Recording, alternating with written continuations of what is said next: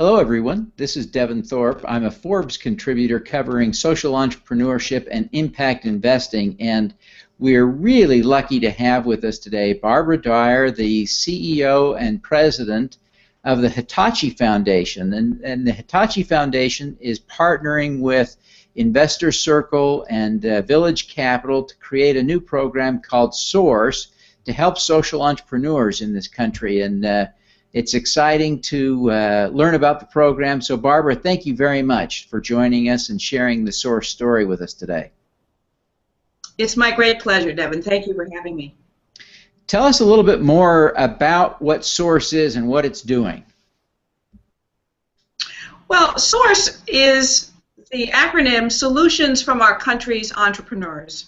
And at one level, we really need to think about that name, Solutions from Our Country's Entrepreneurs. We have challenges galore, and we believe firmly that there are innovators all across the United States that are developing solutions to those challenges.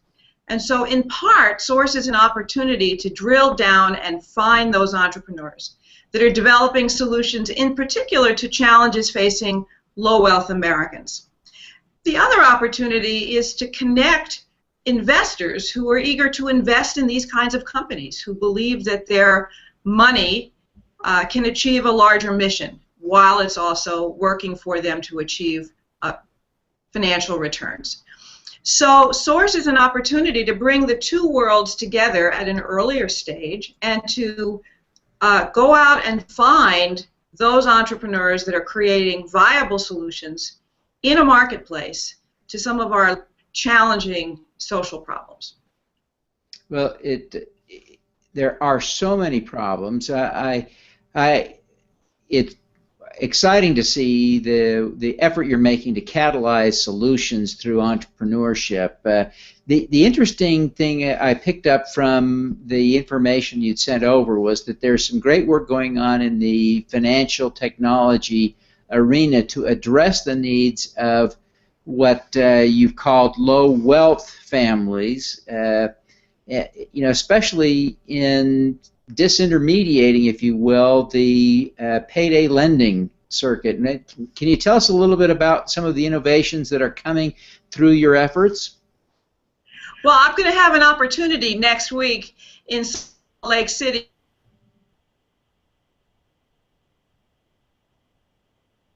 services financial technology. This week, I had been in Boston with the entrepreneurs that are focusing on healthcare.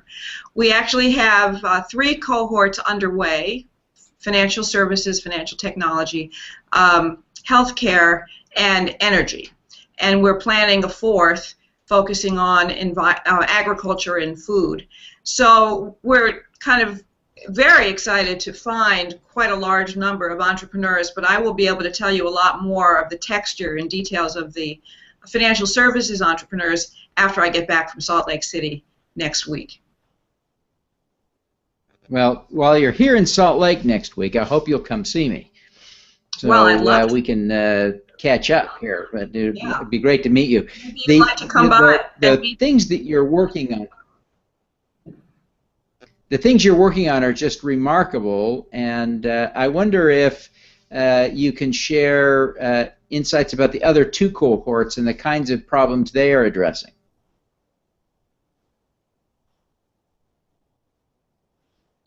I'm sorry, I think you got cut off very briefly. I think you asked me the kinds of problems they're trying to address. In healthcare, it runs the gamut. It runs the gamut. Yeah, the other 2 cohorts. Yeah, so let's look at healthcare because that's fresh in my mind. It runs the gamut, focusing on individuals with chronic diseases. Large concentrations of low-wealth individuals fall into that category of chronic disease. Looking at solutions that would enable individuals with diabetes, for example, to better manage their condition. Looking at technologies that enable individuals to better address deep wounds that are as a result of that particular condition. Technologies that are much more effective for those needing prosthesis. So there are a variety of companies that are early stage that have zeroed in on a particular problem in the world of healthcare. Some of them services, some of them devices, but all of them addressing what they like to call a particular pain point out in society, and coming up with an innovation that that will actually address the problem, ameliorate it in a way that is more efficient, more effective, and really get the job done. But these, of course, these solutions are intended to also generate profitable returns for investors, right? That's right. So these are serious businesses, and one of the things that I'd like to say is that we've got 6 million firms in the U.S. economy, and if we're operating in a sort of a culture of our economy where the aspiration is to create a great company, and the qualities of a great company include great places to work, great efficiency in product development, reliability of the product, operating in a manner that generates little and harm to the environment, and even better, creates a positive net gain for the environment. If we were creating great companies among all of the 6 million, if all of them aspired to be great companies in my definition of the word of great companies, we probably wouldn't even need the parlance social impact, social entrepreneur.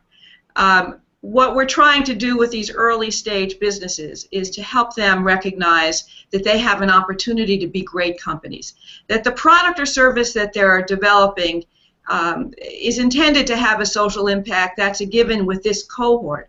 But beyond that, we expect them to grow, to be successful, to be profitable, and to be thinking more broadly about what it means to be a great company. Something that I've observed in this world of entrepreneurship and startups is that the general mantra now is to create a company, grow it fast, get it to a point where you can make a lot of money and sell it. And you know, that's good for some people because they're making a lot of money, but you know, what happened to the entrepreneur that has this great vision, wants to build a great company, and that's their life ambition?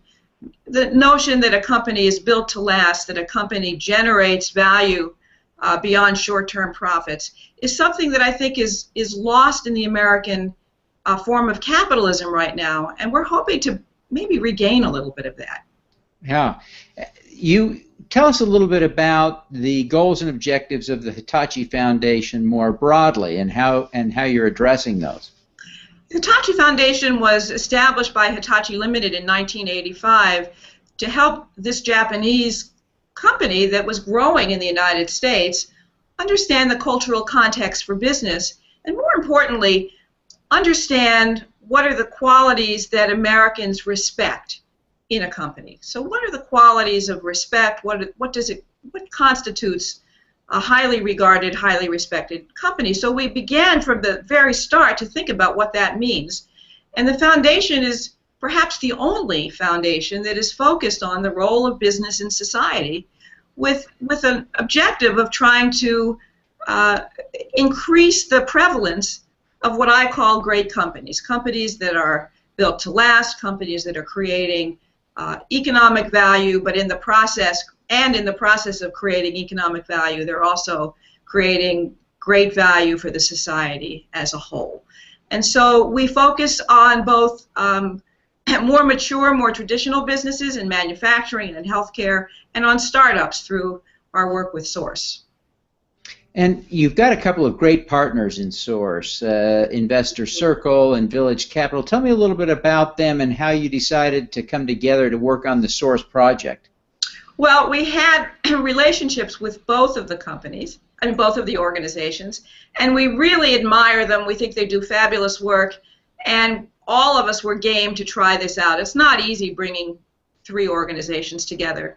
We had looked at the Village Capital model. It's an accelerator that has great effect. We really like the emphasis that Village Capital brings to the process of cultivating and supporting entrepreneurs. And we'd been working with Investor Circle, and this is a network of investors that are eager to support these kinds of businesses. And the idea of working together is to strengthen the ecosystem for entrepreneurial activity and for investment, and to see what we can do to ratchet it up several notches. The Hitachi Foundation, prior to this, ran our own program called the Yoshiyama Award, and it was wonderful to do it, and it got us involved in this world, in this space.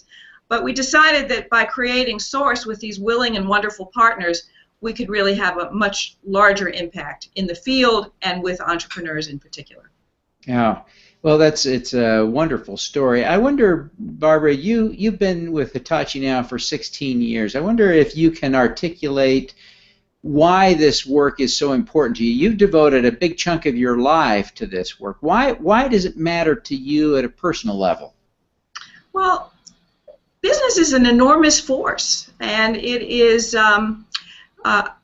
it holds great potential, and we have a great history of business achieving tremendously positive things in society around the globe.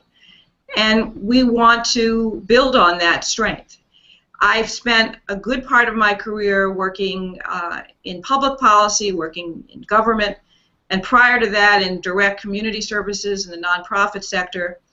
And so as I've traveled through my career, I've seen each sector on its own and the interplay of the three sectors, and was thrilled to have an opportunity to think about how we could help to shape the 21st century capitalism in a way that in some ways returns to some of the kinds of qualities and values that were present in capitalism in the early part of the 20th century. So, I mean, not to paint too rosy a gloss on the early 20th century, there were problems, there were opportunities to solve, but we cannot, if we're concerned about the social fabric, if we're concerned about the future of America, we have to have a very strong corporate fabric that generates good quality jobs, innovative solutions, that really is working in tandem with the other sectors, but in some cases even taking much more of a lead in addressing some of the challenges in American society. And my view is that it's through the core practices of business, not just through its philanthropic efforts and its voluntary activities. It's really through the core of business practice that we'll see the greatest success. Yeah, I was attending a conference a couple of years ago, and someone made the comment that we don't need Facebook for dogs. There are real problems to be solved, and if we put our collective minds to solving those through business, it creates a special opportunity. And I think that is the spirit of what you are trying to drive at the Hitachi Foundation, isn't it? That's right. I mean, there will be Facebook for dogs, and that's fine. That's not the part of the economy that we want to focus on. Yeah. That's absolutely right. But even if you're a company creating Facebook for dogs, if you're employing people, we want them to be good jobs. That's right. Good point. Well, Barbara, thank you very much for joining me this afternoon. Can you tell us a little bit about how people can get more information about the programs, about Hitachi, about Source? It's all on our website, www.hitachifoundation.org, and we welcome you to come to it. Thank you. Fantastic. Well, thank you very much, Barbara. I appreciate you being here today. My pleasure, Devin. Thank you. All righty. Let's do some good.